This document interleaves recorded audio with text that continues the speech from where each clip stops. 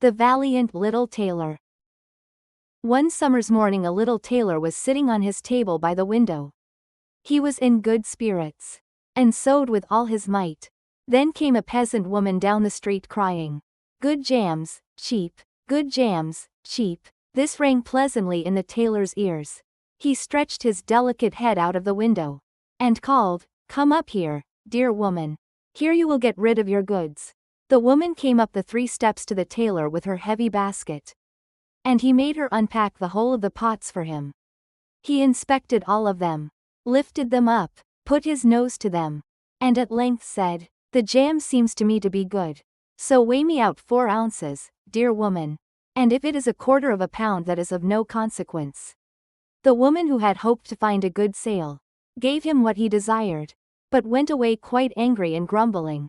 "Now, God bless the jam to my use," cried the little tailor, "and give me health and strength." So he brought the bread out of the cupboard, cut himself a piece right across the loaf, and spread the jam over it. "This won't taste bitter," said he, "but I will just finish the jacket before I take a bite." He laid the bread near him, sewed on, and in his joy, made bigger and bigger stitches. In the meantime the smell of the sweet jam ascended so to the wall, where the flies were sitting in great numbers, that they were attracted and descended on it in hosts. "Hola, who invited you?" said the little tailor, and drove the unbidden guests away. The flies, however, who understood no German, would not be turned away, but came back again in ever-increasing companies. The little tailor at last lost all patience, and got a bit of cloth from the hole under his work-table, and saying, "Wait, and I will give it to you," struck it mercilessly on them. When he drew it away and counted, there lay before him no fewer than 7, dead and with legs stretched out. "Art thou a fellow of that sort?" said he, and could not help admiring his own bravery. "The whole town shall know of this." And the little tailor hastened to cut himself a girdle, stitched it, and embroidered on it in large letters, 7 at one stroke. "What, the town," he continued, "the whole world shall hear of it." And his heart wagged with joy like a lamb's tail. The tailor put on the girdle, and resolved to go forth into the world, because he thought his workshop was too small for his valor. Before he went away, he sought about in the house, to see if there was anything which he could take with him. However, he found nothing but an old cheese, and that he put in his pocket. In front of the door he observed a bird which had caught itself in the thicket. It had to go into his pocket with the cheese. Now he took to the road boldly, and as he was light and nimble, he felt no fatigue. The road led him up a mountain, and when he had reached the highest point of it, there sat a powerful giant looking about him quite comfortably. The little tailor went bravely up, spoke to him, and said, "Good day, comrade. So thou art sitting there overlooking the widespread world. I am just on my way thither, and want to try my luck. Hast thou any inclination to go with me?" The giant looked contemptuously at the tailor, and said, "Thou ragamuffin, thou miserable creature." "Oh, indeed?" answered the little tailor, and unbuttoned his coat, and showed the giant the girdle. "There mayest thou read what kind of a man I am." The giant read, 7 at one stroke, and thought that they had been men whom the tailor had killed, and began to feel a little respect for the tiny fellow. Nevertheless, he wished to try him first, and took a stone in his hand, and squeezed it together so that water dropped out of it. "Do that likewise," said the giant, "if thou hast strength." "Is that all?" said the tailor. "That is child's play with us," and put his hand into his pocket, brought out the soft cheese, and pressed it until the liquid ran out of it. "Faith," said he, "that was a little better, wasn't it?" The giant did not know what to say, and could not believe it of the little man. Then the giant picked up a stone and threw it so high that the eye could scarcely follow it. "Now, little mite of a man, do that likewise." "Well thrown," said the tailor, "but after all the stone came down to earth again. I will throw you one which shall never come back at all." And he put his hand into his pocket, took out the bird, and threw it into the air. The bird, delighted with its liberty, rose, flew away, and did not come back. "How does that shot please you, comrade?"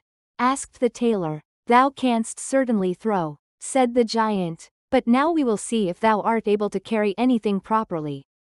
He took the little tailor to a mighty oak tree, which lay there felled on the ground, and said, "If thou art strong enough, help me to carry the tree out of the forest." "Readily," answered the little man, "take thou the trunk on thy shoulders, and I will raise up the branches and twigs. After all, they are the heaviest." The giant took the trunk on his shoulder, but the tailor seated himself on a branch, and the giant, who could not look round, had to carry away the whole tree, and the little tailor into the bargain. He behind was quite merry and happy, and whistled the song. 3 tailors rode forth from the gate, as if carrying the tree were child's play. The giant, after he had dragged the heavy burden part of the way, could go no further, and cried, "Hark you, I shall have to let the tree fall." The tailor sprang nimbly down, seized the tree with both arms as if he had been carrying it, and said to the giant, "Thou art such a great fellow, and yet canst not even carry the tree." They went on together, and as they passed a cherry tree, the giant laid hold of the top of the tree where the ripest fruit was hanging, bent it down, gave it into the tailor's hand, and bade him eat. But the little tailor was much too weak to hold the tree, and when the giant let it go, it sprang back again, and the tailor was hurried into the air with it. When he had fallen down again without injury, the giant said, "What is this? Hast thou not strength enough to hold the weak twig?" "There is no lack of strength," answered the little tailor. "Dost thou think that could be anything to a man who has struck down 7 at one blow? I leapt over the tree because the huntsmen are shooting down there in the thicket. Jump as I did, if thou canst do it." The giant made the attempt, but could not get over the tree, and remained hanging in the branches, so that in this also the tailor kept the upper hand. The giant said, "If thou art such a valiant fellow, come with me into our cavern and spend the night with us." The little tailor was willing, and followed him. When they went into the cave, other giants were sitting there by the fire, and each of them had a roasted sheep in his hand and was eating it. The little tailor looked round and thought, "It is much more spacious here than in my workshop." The giant showed him a bed, and said he was to lie down in it and sleep. The bed, however, was too big for the little tailor. He did not lie down in it, but crept into a corner. When it was midnight, and the giant thought that the little tailor was lying in a sound sleep, he got up, took a great iron bar, cut through the bed with one blow, and thought he had given the grasshopper his finishing stroke. With the earliest dawn the giants went into the forest, and had quite forgotten the little tailor, when all at once he walked up to them quite merrily and boldly. The giants were terrified. They were afraid that he would strike them all dead, and ran away in a great hurry. The little tailor went onwards, always following his own pointed nose. After he had walked for a long time, he came to the courtyard of a royal palace, and as he felt weary, he lay down on the grass and fell asleep.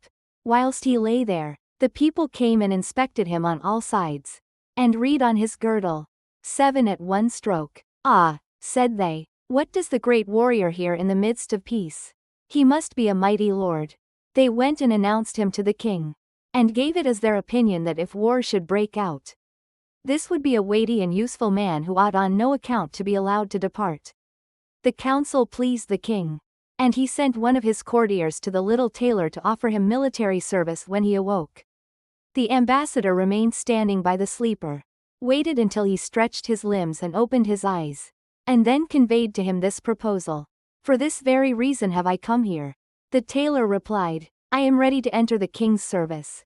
He was therefore honorably received, and a special dwelling was assigned him. The soldiers, however, were set against the little tailor, and wished him 1,000 miles away. "What is to be the end of this?" they said amongst themselves. "If we quarrel with him, and he strikes about him, 7 of us will fall at every blow. Not one of us can stand against him." They came therefore to a decision, but took themselves in a body to the king, and begged for their dismissal. "We are not prepared," said they, "to stay with a man who kills 7 at one stroke." The king was sorry that for the sake of one he should lose all his faithful servants, wished that he had never set eyes on the tailor, and would willingly have been rid of him again. But he did not venture to give him his dismissal, for he dreaded lest he should strike him and all his people dead, and place himself on the royal throne. He thought about it for a long time, and at last found good counsel. He sent to the little tailor and caused him to be informed that as he was such a great warrior, he had one request to make to him. In a forest of his country lived two giants who caused great mischief with their robbing, murdering, ravaging, and burning. And no one could approach them without putting himself in danger of death. If the tailor conquered and killed these two giants, he would give him his only daughter to wife, and half of his kingdom as a dowry. Likewise 100 horsemen should go with him to assist him. That would indeed be a fine thing for a man like me, thought the little tailor. One is not offered a beautiful princess and half a kingdom every day of one's life. Oh, yes, he replied, I will soon subdue the giants, and do not require the help of the 100 horsemen to do it. He who can hit 7 with one blow has no need to be afraid of 2. The little tailor went forth, and the 100 horsemen followed him. When he came to the outskirts of the forest, he said to his followers, just stay waiting here, I alone will soon finish off the giants. Then he bounded into the forest and looked about right and left. After a while he perceived both giants. They lay sleeping under a tree, and snored so that the branches waved up and down. The little tailor, not idle, gathered 2 pockets full of stones, and with these climbed up the tree. When he was halfway up, he slipped down by a branch, until he sat just above the sleepers, and then let one stone after another fall on the breast of one of the giants. For a long time the giant felt nothing, but at last he awoke, pushed his comrade, and said, Why art thou knocking me? Thou must be dreaming. Said the other, I am not knocking thee. They laid themselves down to sleep again, and then the tailor threw a stone down on the second. What is the meaning of this? Cried the other. Why art thou pelting me? I am not pelting thee, answered the first, growling. They disputed about it for a time, but as they were weary they let the matter rest, and their eyes closed once more. The little tailor began his game again, picked out the biggest stone, and threw it with all his might on the breast of the first giant. That is too bad, cried he, and sprang up like a madman, and pushed his companion against the tree until it shook. The other paid him back in the same coin, and they got into such a rage that they tore up trees and belabored each other so long, that at last they both fell down dead on the ground at the same time. Then the little tailor leapt down. It is a lucky thing, said he, that they did not tear up the tree on which I was sitting, or I should have had to spring on to another like a squirrel. But we tailors are nimble. He drew out his sword and gave each of them a couple of thrusts in the breast, and then went out to the horsemen and said, The work is done. I have given both of them their finishing stroke, but it was hard work. They tore up trees in their sore need, and defended themselves with them. But all that is to no purpose when a man like myself comes, who can kill 7 at one blow. But are you not wounded? Asked the horseman. You need not concern yourself about that, answered the tailor. They have not bent one hair of mine. The horseman would not believe him, and rode into the forest. There they found the giants swimming in their blood, and all round about lay the torn up trees. The little tailor demanded of the king the promised reward. He, however, repented of his promise, and again bethought himself how he could get rid of the hero. Before thou receivest my daughter, and the half of my kingdom, said he to him, thou must perform one more heroic deed.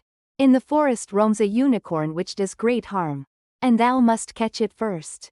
I fear one unicorn still less than 2 giants. 7 at one blow, is my kind of affair. He took a rope and an axe with him, went forth into the forest, and again bade those who were sent with him to wait outside. He had to seek long. The unicorn soon came towards him, and rushed directly on the tailor, as if it would spit him on his horn without more ceremony. Softly, softly, it can't be done as quickly as that, said he, and stood still and waited until the animal was quite close, and then sprang nimbly behind the tree. The unicorn ran against the tree with all its strength, and struck its horn so fast in the trunk that it had not strength enough to draw it out again. And thus it was caught. Now, I have got the bird, said the tailor, and came out from behind the tree and put the rope round its neck. And then with his axe he hewed the horn out of the tree. And when all was ready he led the beast away and took it to the king. The king still would not give him the promised reward, and made a third demand. Before the wedding the tailor was to catch him a wild boar that made great havoc in the forest. And the huntsmen should give him their help. Willingly, said the tailor. That is child's play. He did not take the huntsmen with him into the forest. And they were well pleased that he did not. For the wild boar had several times received them in such a manner that they had no inclination to lie in wait for him. When the boar perceived the tailor, it ran on him with foaming mouth and whetted tusks, and was about to throw him to the ground. But the active hero sprang into a chapel which was near, and up to the window at once, and in one bound out again. The boar ran in after him, but the tailor ran round outside and shut the door behind it. And then the raging beast, which was much too heavy and awkward to leap out of the window, was caught. The little tailor called the huntsmen thither that they might see the prisoner with their own eyes. The hero, however, went to the king, who was now, whether he liked it or not, obliged to keep his promise, and gave him his daughter and the half of his kingdom. Had he known that it was no warlike hero, but a little tailor who was standing before him, it would have gone to his heart still more than it did. The wedding was held with great magnificence and small joy, and out of a tailor a king was made. After some time the young queen heard her husband say in his dreams at night, "Boy, make me the doublet, and patch the pantaloons, or else I will wrap the yard measure over thine ears." Then she discovered in what state of life the young lord had been born, and next morning complained of her wrongs to her father, and begged him to help her to get rid of her husband, who was nothing else but a tailor. The king comforted her and said, "Leave thy bedroom door open this night, and my servants shall stand outside, and when he has fallen asleep shall go in, bind him, and take him on board a ship which shall carry him into the wide world." The woman was satisfied with this. But the king's armor-bearer, who had heard all, was friendly with the young lord, and informed him of the whole plot. "I'll put a screw into that business," said the little tailor. At night he went to bed with his wife at the usual time. And when she thought that he had fallen asleep, she got up, opened the door, and then lay down again. The little tailor, who was only pretending to be asleep, began to cry out in a clear voice, "Boy, make me the doublet and patch me the pantaloons, or I will wrap the yard measure over thine ears." I smote 7 at one blow. I killed 2 giants. I brought away 1 unicorn and caught a wild boar. And am I to fear those who are standing outside the room? When these men heard the tailor speaking thus, they were overcome by a great dread, and ran as if the wild huntsmen were behind them, and none of them would venture anything further against him. So the little tailor was a king and remained one, to the end of his life.